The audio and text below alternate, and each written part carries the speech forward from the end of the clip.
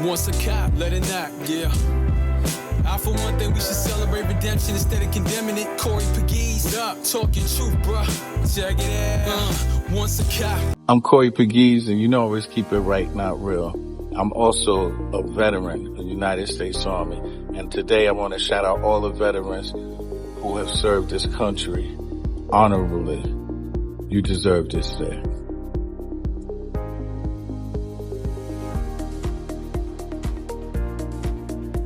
Pull up a seat. You're now in Corey's Corner, where right conversations matter. I'm your host, Corey Pegues, and I always keep it right, not real. Today on Corey's Corner, we're joined by a man whose leadership has shaped the very fabric of Queens. New York State Senator Leroy Comrie represents the 14th senatorial district covering Jamaica, St. Albans, Hollis, Laurelton, and beyond the very communities where he was born and raised. A proud son of South Queens and a child of Jamaican immigrants, Senator Comrie has spent decades fighting for justice, fairness, and accountability. From his early days as president of his local community school board to 12 years on the New York City Council and now in the state Senate, he's built a reputation as a tireless advocate for working families, seniors, and small businesses. As chairman of the Senate Committee on Corporations, Authorities, and Commissions, he oversees some of New York's most powerful public entities, including the MTA and NYCHA, ensuring transparency and equity for all. Whether it's protecting homeowners, advancing MWBEs, or expanding access to quality education and health care, Senator Comrie's record speaks for itself. Today, we sit down with a man who continues to champion the people of Queens and embodies what true public service looks like.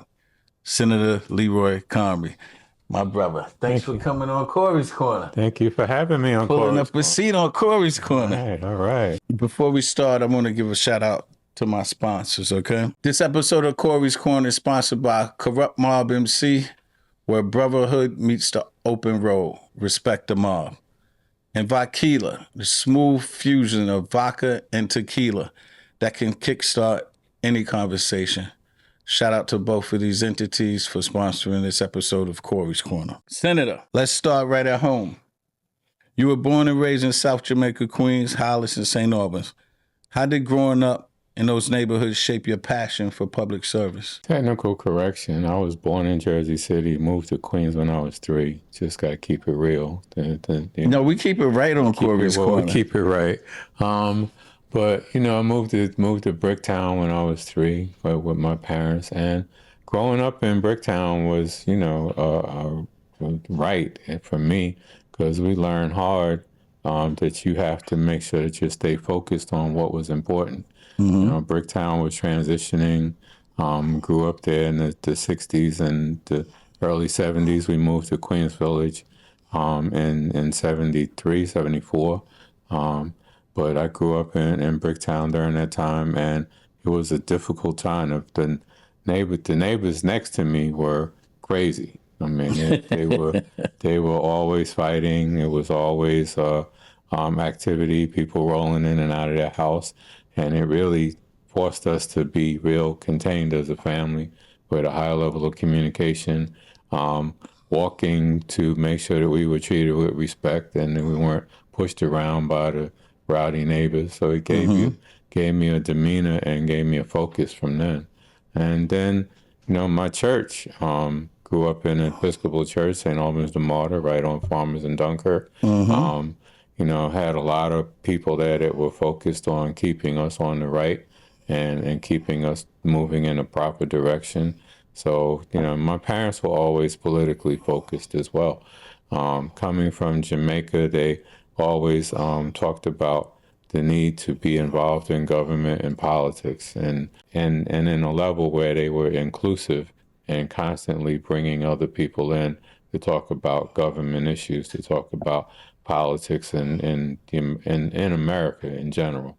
Not so specific as local politics. Mm-hmm. That's something that I evolved into once I started. Well, hold on. Let me ask you. What inspired you to get into politics? Was there a moment or a mentor that inspired you to get into politics? My dad, and then watching, watching Watergate, and watching my dad move, because he was always bringing people from the Caribbean, from Jamaica, acclimating them to New York, filling out their paperwork to get citizenship. So as soon as he knew I was capable, I was filling out the applications for green cards and citizenship. As soon as had my driver's license, he was sending me to the airport to pick people up. Yeah, imagine now, right? Look at the pendulum. Look how the pendulum swings to now today. True. That's true.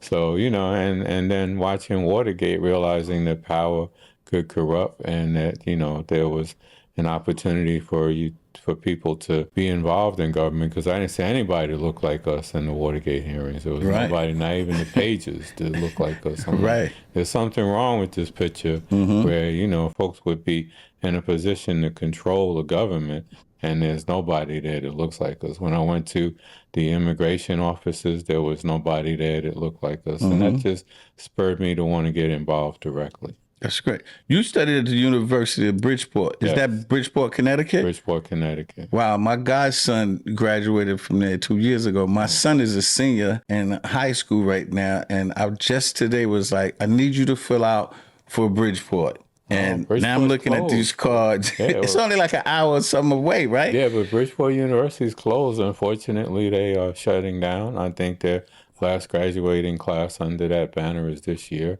Oh, they're closing down. Yeah, they're closing down. Okay.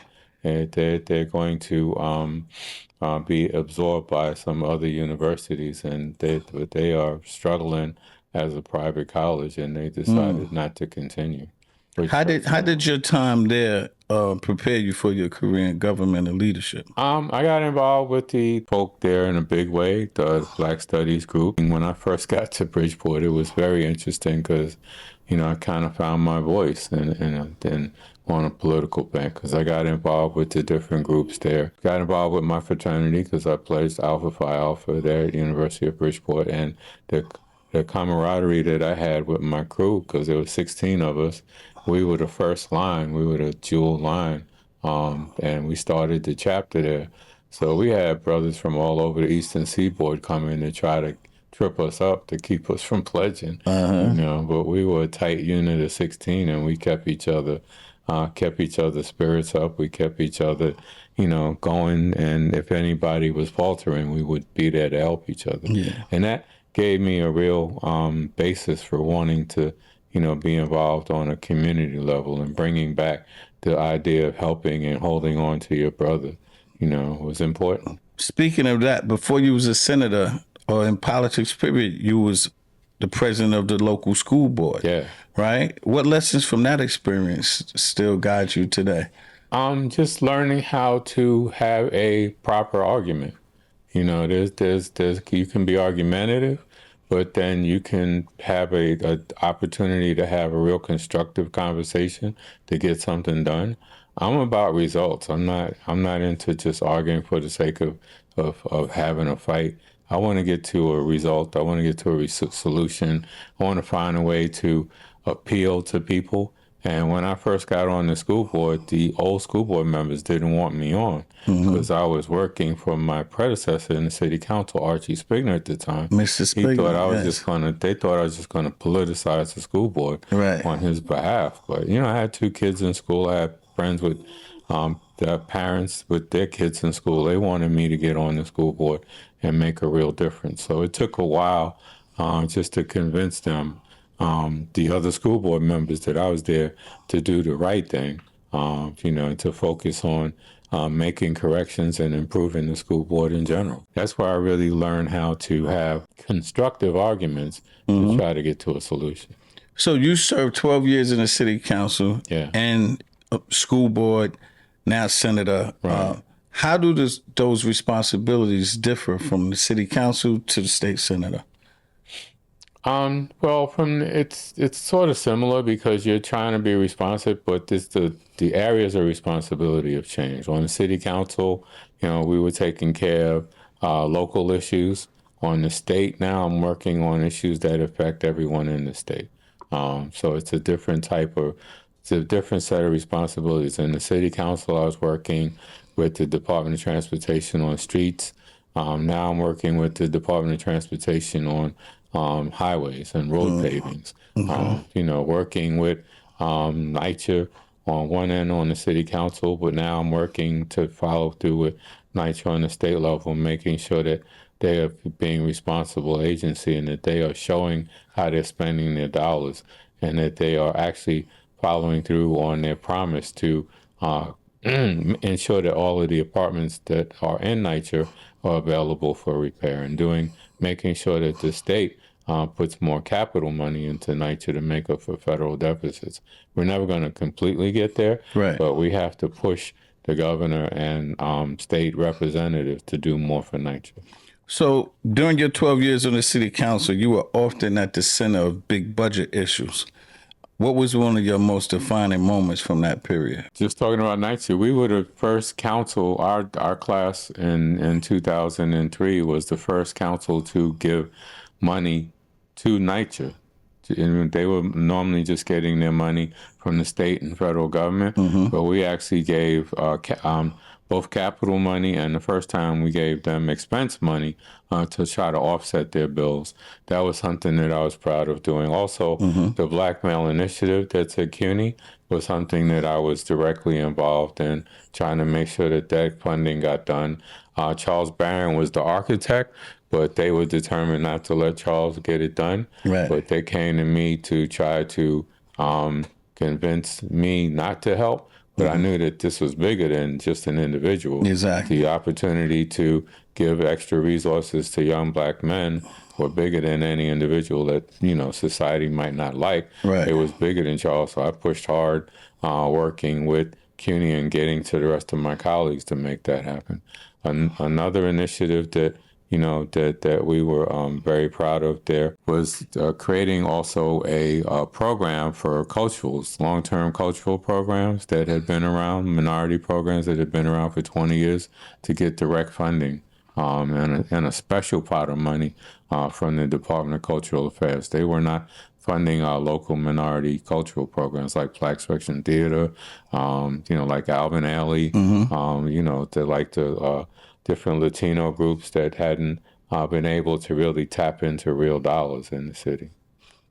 As chair of the Senate Committee on Corporations, Authorities, and Commissions, you oversee major entities like the MTA and NYCHA, which we've been talking about. Right. What reforms or improvements are you most focused on right now? Everyone talks about MTA and everyone talks about NYCHA. They don't really be saying a lot of nice things about it. Right. So what are you focused on now?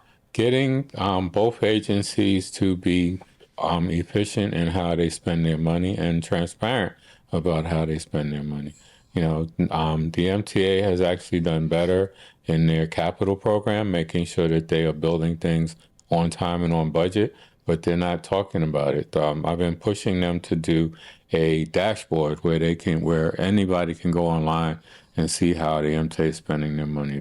They started it since I've been chair. They've been improving it every year because in the beginning you couldn't figure out anything when you got online, but now we're making sure that it's transparent. Also, forcing them to talk about what their concerns are on a regular basis so that we can understand as a community what the issues are with the MTA. The MTA is a huge agency spending billions of dollars, but we need to make sure that those billions are being spent efficiently and that we're cutting back on waste and we're cutting back on unnecessary uses. So we call the MTA to the carpet on a regular basis. They've been better at showing how they're spending their money, and they've been more efficient at spending their money. And, we were able to convince the MTA to do more as far as bringing new service into the area. Now we just did the bus redesign, which is allowing for more bus service to come in the area. We've increased the frequency of the trains. We also were able to develop the Fair Fares program, which is a program that gives people a discount if you're riding the trains from the Jamaica area into Manhattan. You can pay $5 now, which is something that's brand new. And you can do that now around the city in the Fair Fares program during off-peak hours, you can ride the Long Island Railroad, and that can save you up to 5 hours a week. So I'm going off these cards right now. Okay. Because I just got all this stuff flying through my head, and I gotta get it out because Right. you dropping a lot of jewels. We talked about when you was young, you was doing the immigration thing. Mm-hmm. I'd be remiss if I don't ask you about what's going on today in the United States with immigration with ICE. Now I know that in New York City, the mayor had kind of allowed ICE to be on Rikers Island, but then the judge came down and overruled that, Right. because we're a sanctuary city. I should not be in places where people are trying to live life. I should be going after criminals, folks that are harming the system or gaming the system. But instead, ICE right now is focusing on going after, folk that are trying to survive in this economy. And they're actually at the courthouse where people are just trying to get their proper paperwork. Yeah, so is there anything we can do, not we, the legislative body upstate New York and Albany, to stop? Because for me, for the life of me, I don't understand how people are going down with legitimate appointments. They've been doing these things for a long time, trying to get the American dream, and ICE is there. That doesn't even make sense. You're scaring people. They don't even want to go. So you can't win either way. You go down, you're going to get locked up. You don't show up, they come into your house. Right. Well, we are working. We're doing some research because we have very limited opportunity as a state body to interfere with federal rules, but we're trying to research that now. We have some members and some lawyers that are looking at it because it's not right. So we're looking at trying to figure out ways to limit ICE from moving into the federal building. But it's a federal issue and it's very difficult. So, I can't make any promises that we're going to have headway on that. Yeah. But other than that, I would encourage folks to be ready to vote. They got to be ready to vote. We need the House and the Senate. We need it badly. But we can't do like Obama. So, I was a police commander. I was a top police commander. Right. So I had juice. And you know what I used to do with my juice? Drink it. This is by Keela, but I drank my juice. Oh, okay. Obama had the White House, the House, and the Senate. And what he wanted to do? Play nice in the sandbox. Right. Trump get the House, the Senate. He said, hey, I'm going to do whatever the hell I want to do. Why? Every time we get juice, we mess up. Look, Eric Adams, get the juice, mess up. Well, people get conservative and they get paranoid. And unfortunately, they allow the press to dictate their movements. And instead of ignoring the press and focusing on what needs to be done, they're getting all personal with it. I mean, if you look at the Adams administration, actually did a great job on a lot of different things. He actually did a lot of good work. A lot of good work. But he did so much buffoonery that you don't even see the nice stuff. Right. You can't even see it. Right. And instead of having other people speak to the good things that was done, he tried to be the sole conversationalist or sole arbiter. And, he had great people. I mean, Maria Torres Springer, Camille, Moshi, his finance chair. He had some great staff people. Yeah, and he had about 26 that's indicted under investigation or had to resign too. 4 deputy mayors left in one day. Well, they left because they saw that there was nothing left for them to be able to effectively do. So unfortunately, he had people with him that were stuck on stupid and didn't want to think about.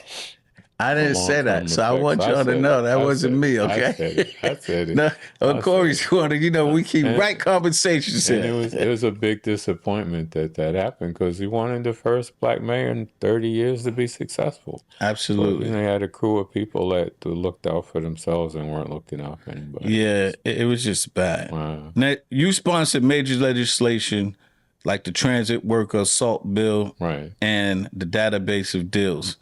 Which accomplishment are you most proud of? The transit worker assault bill is something we've been fighting for a while. But that was huge, though. Yeah, we got a bill passed this year with the Attorney General that I'm hoping the governor will sign. She's vetoed it 3 years in a row. So tell us about the bill. Would they be charged with a felony? Yeah. They would be charged with a felony. on assault on on a transit worker. And that's MTA, bus, MTA, bus, trains, everything. everything. So That's good. yeah. And it was important that we protect our workers. And some members were concerned about folks, getting in trouble or winding up doing jail time unnecessarily. But you got to protect the workers. So it was important. Don't nobody come to work to get beat up. But and then the person that beat you up gets to walk automatically. It was ridiculous. I co-sign that for sure. Yeah. Let's talk about the drinks to go bill. That's your bill? That was my bill. I love it. I'm so happy. I read it. I got these cards today. I read the questions. I'm like, oh, it's a person I did. So what motivated you to support it, and how has it impacted small businesses after the pandemic? Tell us about the bill. Is this the bill where I go in and I'm at the bar drinking and I'm ready to go, but my drink is half full? I say, hey, can you give me a to-go cup? Exactly. We have the sponsor here. Yeah. Congratulations. Because I was guzzling for years. Don't want to leave the drink at the bar. Finally, you can take it home and sip. Well, it's important to give people that option and make common sense. When the restaurant industry came to me, because, a lot of folks go to have dinner, they're not drinking, they want to make sure that they can get home, but they bought a $30 drink. Right. And I understand. So they wanted to be able to carry it with them. And it's a lot of states I traveled to, you could do that. Yeah. So it didn't make sense for it not to happen. I was happy to sponsor the bill and work it through, because there was some teetotalers in our legislative body that were being silly about it, but we were able to push it and get it voted through, and the governor was only too happy to make that happen. So I love it. Thank you. So Senator Comrie, you see this, he passed to drink to go. I love it. You champion protections for seniors, property tax reform, and foreclosure prevention. Right. What progress do you think still needs to be made to keep homeowners and aging residents secure? Because we hear stories sometime about people come in and just taking their house with the deed. I'm scared to death myself with my house. Every time I see these commercials where they're taking your deeds, I'm scared. Like, I got to run downtown to see, my name's still on the deed. Well, that's one of the things that we're doing, is to make it harder for people to steal your deed online. So that's some legislation that we started this year. We're going to perfect it next year. We're working on making sure that the courts are being more responsible, because that's a big problem. Right. A lot of people will go to court, and we need to give them more lawyers to help them as well. So we're putting more money into the court system for legal aid lawyers to help people, to make sure that you can have a lawyer when you go to court on a foreclosure issue. But the biggest thing that we need to do, that we're working on, is to make sure that the laws reflect clearly what the steps are for someone to go through. Right now, a lot of it is left to interpretation by the judges, and they get overwhelmed because the bank will show up with 9 lawyers trying to seize one property. And that's just problematic. Yeah. So we need to give the Supreme Court justices and the justices a better path so that they can work through those issues. Okay. Your opioid antagonist bill and other public health legislation have saved lives statewide. Really. How do you see government's role in tackling the ongoing mental health and addiction crisis? So with addiction, I always say there's only 3 ways you can deal with addiction: counseling, treatment, and education. Right. You can't arrest your way out of it.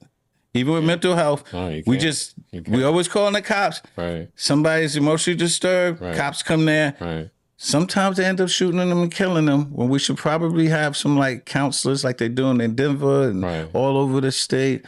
And the addiction crisis, we lock them up, put them in jail. Yeah. They get more high in jail. There's no reform. Yeah, well, so, what are we doing to tackle that ongoing health we have to, and mental crisis? We have to create more opportunities for these groups that are helping folks, to get them more money and more resources. There are not enough beds. There are not enough money that we're giving to addiction prevention services. Are you open to open more mental health facilities? Definitely. Because growing up, That's one my reason. father was a bus driver for Creedmoor. Creedmoor, yeah. That's Many another years reason ago. why I would never support Cuomo again. He closed Creedmoor and created all of these small places that the mentally ill don't want to stay in. You know, I mean, a lot of the folks that are on the street now is all due to Cuomo because he closed the large institutions and tried to create these small group homes that don't work. He closed Creedmoor, and for us, like you said, your dad was a driver that we lost a lot of work. A lot of work. A lot of work there, you know, because he was trying to help out his friends and not think about the greater need to make sure that we had a larger place for mentally ill people to go. And I agree with you. We do need to have programs. Zoran Mondani is talking about emulating what is done in other states with mental health crisis teams to come out instead of the cops just being there, unable to understand and interpret what a mental health crisis is. Somebody Listen, it hurts my heart every time I see a cop kill a mental person.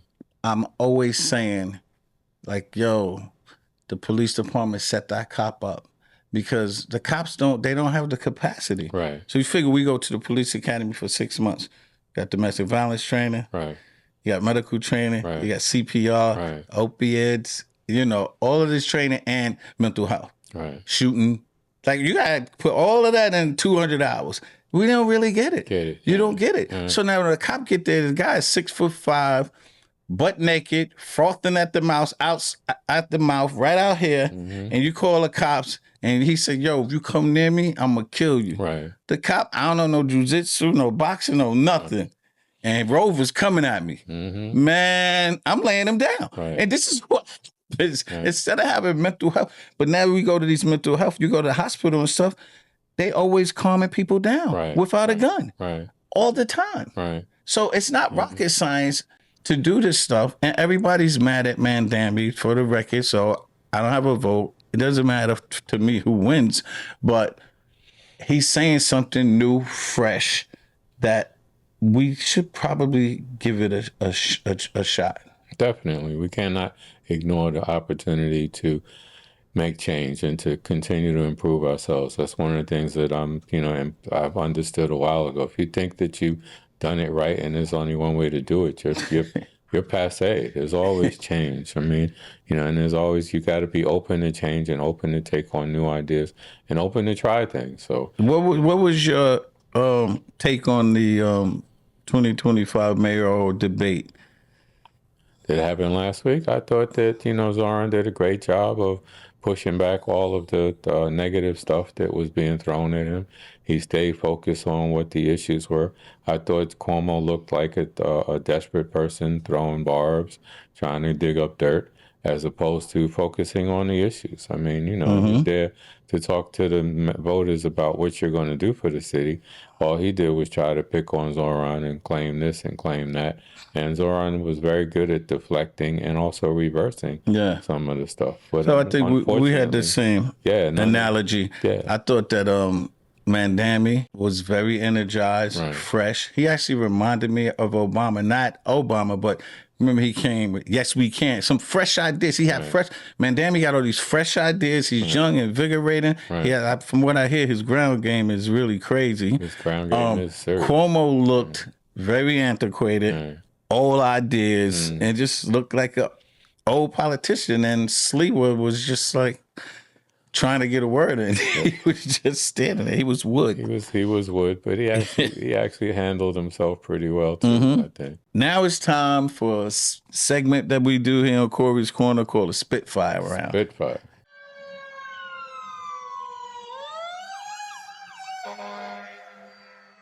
So I'm going to ask you 10 questions. Okay. You give me yes, no, or one-word answers. All right. All right? Mm-hmm. If you want to elaborate, please make it brief. Gotcha. Here we go. Coffee or tea? Tea. Best spot to grab a meal in Queens? The door. Favorite Jamaican dish? There we go. Early bird or night owl? Night owl. I was going to say, you're always out at night. One song that always gets you in a good mood? Kirk Franklin's Praise. I don't come up with these questions. This is a good one. Okay. Knicks, Nets, or no stress? I'm a Knicks fan. I can't handle with the Nets. Well, we've been waiting since '73. This year's That's true. we looking good this year. Yeah, We'll see what happens. We'll see what happens. Hidden gem in your district everyone should visit. Like a nice spot. Oh, a nice spot. Oh, okay. A restaurant. Well, the Catch there's a lot of folks don't know about the Catch on Linden Boulevard. The Catch. You know, there's another spot, the Live Kitchen, which is a great vegetarian spot on Merrick Boulevard. Okay. In Laurelton. And, you know, I'm like the Door and Sangria's restaurant. Those are my spots. Okay. Then, if you weren't in politics, what career would you be in? Law. I figured you probably say that. One word to describe Queens. Exquisite. There's nothing like Queens.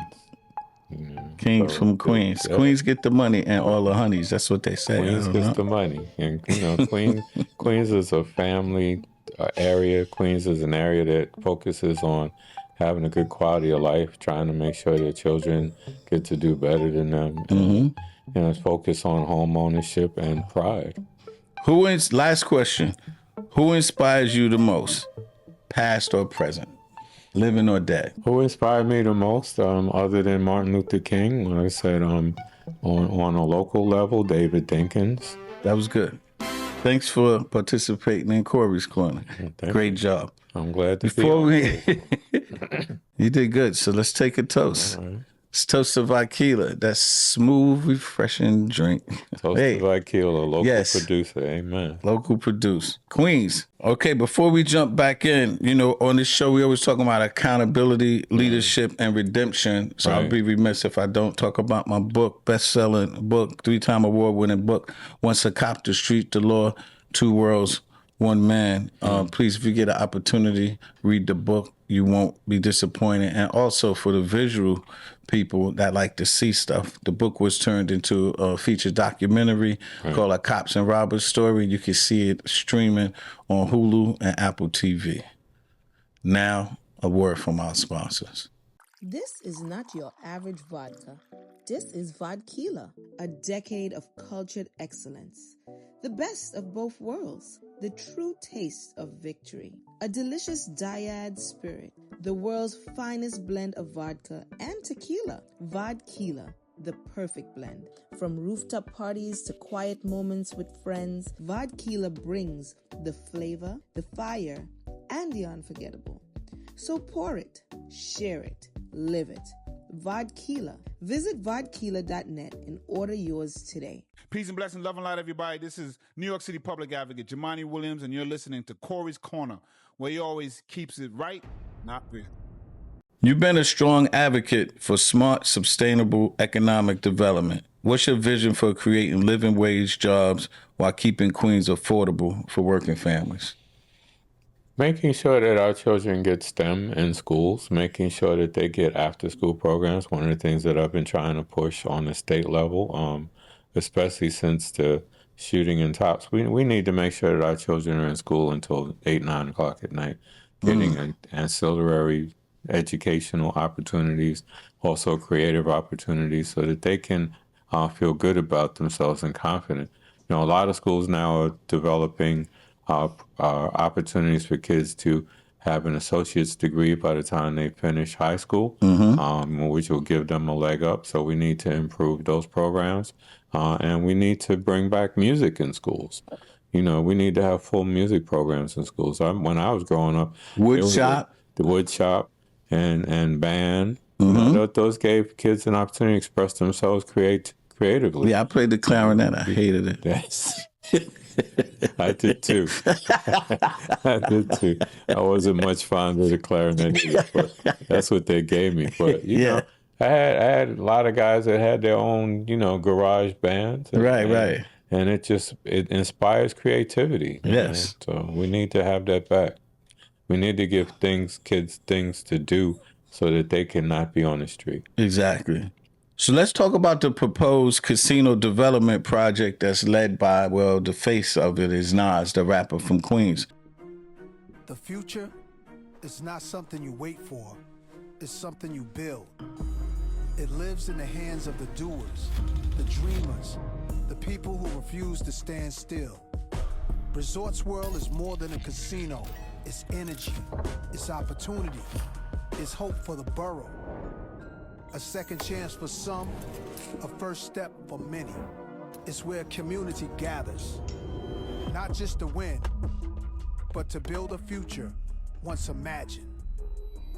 This isn't just business, this is legacy. And now, it's time to invest in us.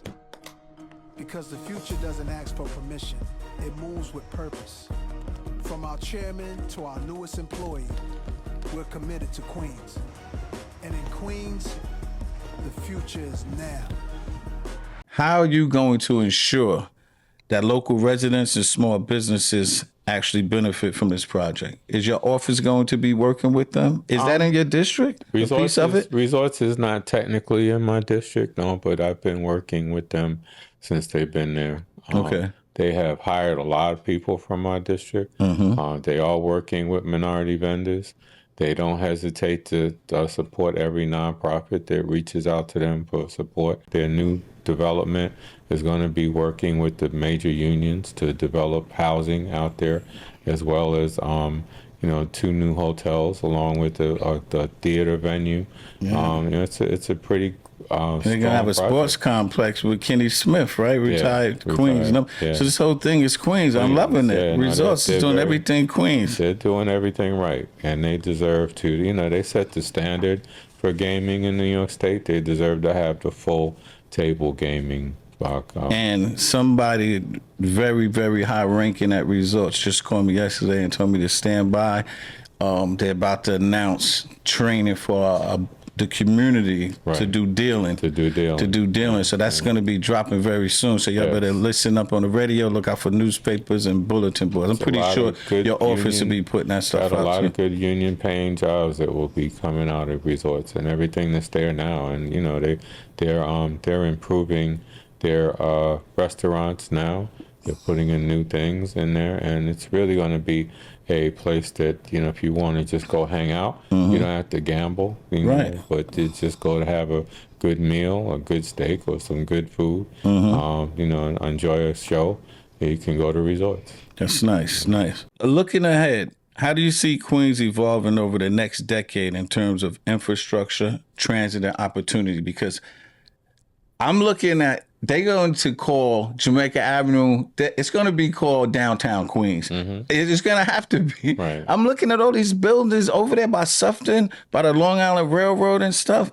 It's reminded me of Brooklyn, how you could drive down Myrtle Avenue going toward Manhattan. You think you're in Manhattan because it's a whole skyline.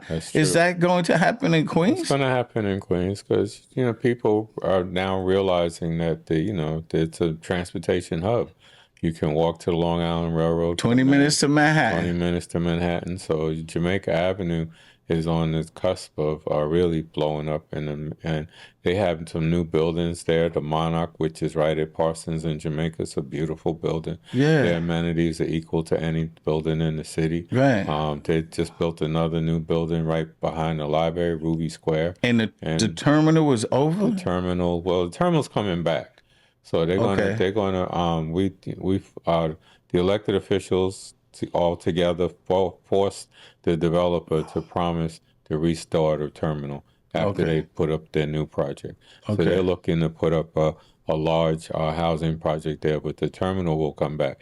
Won't have the donut store or the pizza. Right. Margaritas is out of here? No, Margaritas is hopefully still be there for a little while. Margaritas, I forgot to mention Margaritas as a hidden gem. I'm a Gabby's guy. You're a Gabby's guy? I like both.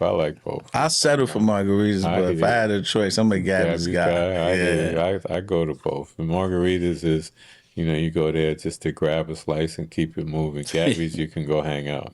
Yeah. Margaritas get you that $75 summons. That's true. That's the problem with margaritas. You also serve on the Public Authorities Control Board, which reviews projects like Penn Station's redevelopment. What are the biggest challenges in balancing physical oversight with the need for progress? Making sure that they understand that progress is bigger than just one project, that it's, like Penn Station, we need to make sure that people can travel from Penn Station to Albany to Long Island on one seamless train. And that's one of the things that I've been pushing through running services. Every other major country has the opportunity to transfer trains at their major hubs. We can't Right. do that at Penn Station. No, It right. doesn't make sense. So the rehab that needs to be done there needs to make it so just like in Switzerland or England or France, you can bring the local train in, transfer, and take it to any platform and transfer without having to have a real problem, and have to change stations. So it's important for our economy for New York that we can attract people from all over the Eastern Seaboard to come into Penn Station. And to do that, you need to have through running. So that's been a battle that we've been working on to try to get the government to do that, because Metro North doesn't want to play with Amtrak, and the Amtrak doesn't want to play with the MTA, and the MTA doesn't want to play with the Long. They want to have their own individual hubs there. It's ridiculous. Right. With so many New Yorkers worried about housing and affordability, what state level policies are you advocating for to protect both tenants and homeowners? You got to admit, like, New Yorkers, you almost priced out. So all my friends, they want to go down south. Right. They love it down south. Right. They go down there for a year. They getting like 800, 900,000 for their house here, and they go down south to buy their $400,000 mansion. Right. They can't get back. They priced out. When you leave New York, it's over. It's over. You can't get back. Yeah. I mean, unless you really got some money. No, we got to build more housing. But one of the problems with building housing in New York is the federal requirements and the alternative median income, AMI. The way they design it matches neighborhoods like Jamaica with Forest Hills, which skewers the actual number for the income that you need. You think? Yeah. It creates a problem. So we're working to have a state program that would get around that, so we could actually lower the housing costs and to lower the AMI for projects. We need to also, understand that where we can put more density, we do need to build more in those areas so that we can accommodate all of the people. New Yorkers, people are coming into New York from all over the world. While folks may be moving, people are buying these homes. Yes. And, there are people from the South Asia, and the Latino countries, Latinx countries, and they're buying these houses. My block is changing. Yeah. And I had an all African American block 10 years ago. My block now is South Asian and Muslim. Yeah, I believe. And they really build their house. They fix their houses up very nice. Their houses. They maintain their houses really, really nice. I went to my old block, 198 in Murdoch. Growing up there, it was always parking. There's no parking. Right. There's everywhere. I got 18 people living in their house. That's true. This is insane. It is. There's no parking. I mean, this is Queens. You're supposed to have parking in Queens. Everybody's double, triple down. Well, I guess when I was growing up, there was one car to a family too. Right. Now I got 3 cars. Because you got all these cars, just one family. So I get it. It's a little different. You've also said that government must be responsive to the needs of all people.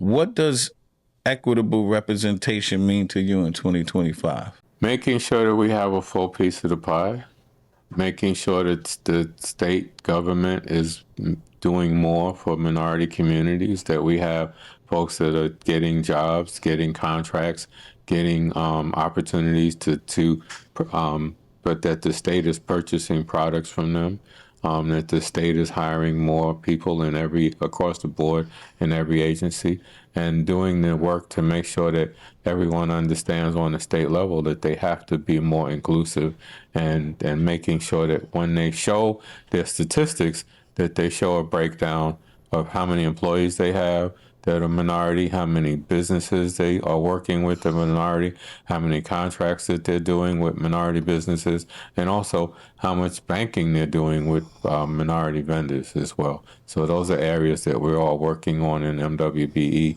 to ensure that there's more minority participation. In August 2022, 15 portraits were unveiled at O'Connell Park to honor community leaders, a place deeply connected to your own journey, as is mine. Right.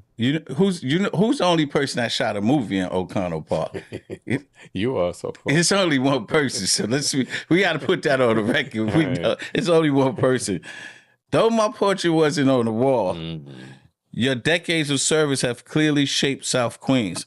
How did that moment impact you personally, and what does your true recognition from one's own community mean to you? Every day, families and children are going to walk by here on Murdoch Avenue and see this mural. The mural reminds young people in the neighborhood that there is a strong legacy of excellence here and that they can achieve their dreams too.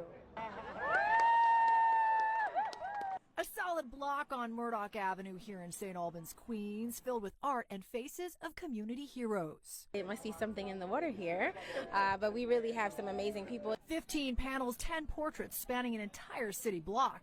10 Queens legends honored in this new mural. From Jackie Robinson to LL Cool J to rapper Sweet Tea, who was overwhelmed by emotion. Are really emotional about this. Yes. I mean, to pull up on the street and see your image larger than life in your hood is like, it's a feeling you can't explain. This wall, a dream canvas, says artist Eric Black. You're not just the artist here, you're a big fan of all of these people. Yes. Listen, all of us had a crush on Sweet Tea back in the day. You know, we thought we was LL. We would even try and smile and make the dimples. It took months to create, and it borders the outside of the Daniel O'Connell Playground. It's just across from the Q83 bus stop. From the start, it was like, no, this is not going to be small. This is going to be big, and it should be big. Camille A. Brown, a Tony Award-winning dancer and choreographer, was honored in one of the portraits. Brown says the mural sends a strong message. To see pictures of images of us in these spaces is so important because they can look, little black girls, little brown girls can look and say, I can do anything. Also honored, Greg Vance, a beloved high school basketball coach and community champion, known as Coach Chuck. For 51 years, I've been giving back to the community out of my pocket, free, no sponsorship, right? Even with LL, right? I helped LL with his first tournament here. The power of community reflected in art, bringing the neighborhood together, inspiring the next generation to dream big. Well, I was proud of the Councilmember Danique Miller started that project. Councilmember Natasha Williams now has improved the murals and redid them and made sure that they were really reflective of community people. A couple of them people not from O'Connell Park. I know, but they're still Queens. They Queens. They're Queens. They definitely Queens. But it's always interesting to find out whose roots are considered real Queens and whose are not. But yes, it was. I think it's a great project. It's beautiful driving down to see it and not being defaced. Right. So it reminds me of over there on Dunkirk. Yeah. Where they got Count Basie and them. Right. So, we always had these young kids that's doing graffiti and defacing stuff. But those two murals, they don't touch them. I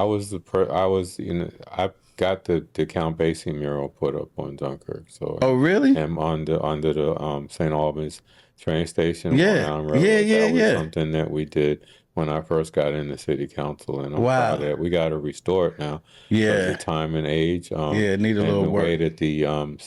The way that those bricks are, they leak because from the water erosion. Right now, they're working on that, fixing that station, making it fully ADA accessible. Okay. That's something that we're doing. And then after we finish that work, we're going to get the murals restored. Yeah, that'd be nice. Yeah. What's good? As you look back on decades of public service, what do you hope your legacy will be, both here in Queens and across New York State?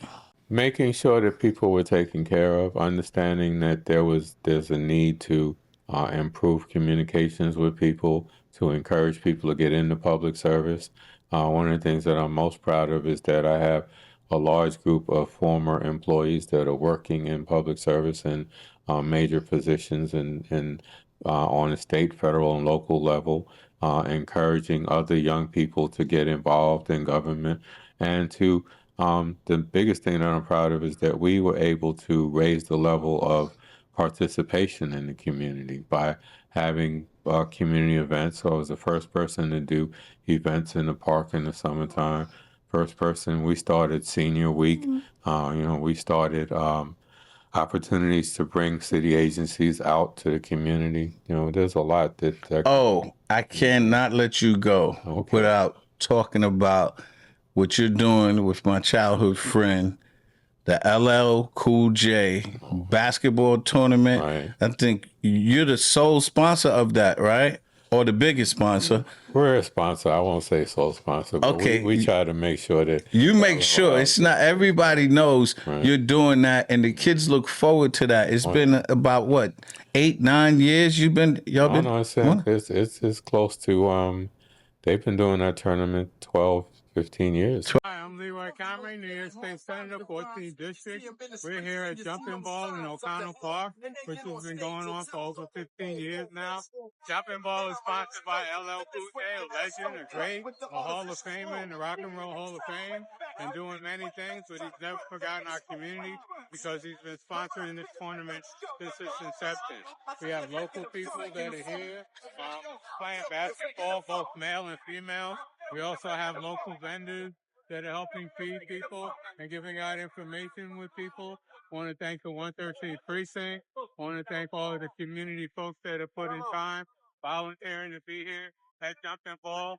I'm glad my staff is there also, working with the people here to make sure that today's program and the whole weekend program goes well. LL has been coming back to the community. He comes back every year. Yeah. My little son played in the basketball tournament last year. Right. It's a beautiful thing. LL Cool J, so no matter what y'all say about him licking his lips and all Hollywood, he comes back to his community every single year. And during the championship game, he's there, the senator's there, Last year you had Hollywood Access there. Yeah. Hollywood Access was there. So doing a lot of good stuff, man. And he contributes sneakers and backpacks and school supplies to them as well. And he gives everything. Yeah, good sneakers too.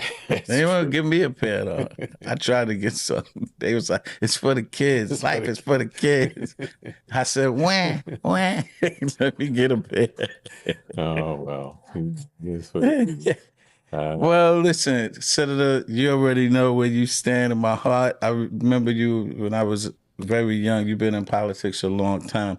Your name is golden in Queens. We love and adore you. I've been blessed to have a lot of good people behind me. Mm-hmm. Queens and minorities in Queens are some of the smartest folk in the world. Yes. They keep me informed. They don't hesitate to let me know what their needs are and what their concerns and how they want me to move, and I, consistently depend on them to make sure that I'm doing the right thing, and they don't hesitate to let me know what they're thinking. So it makes me better.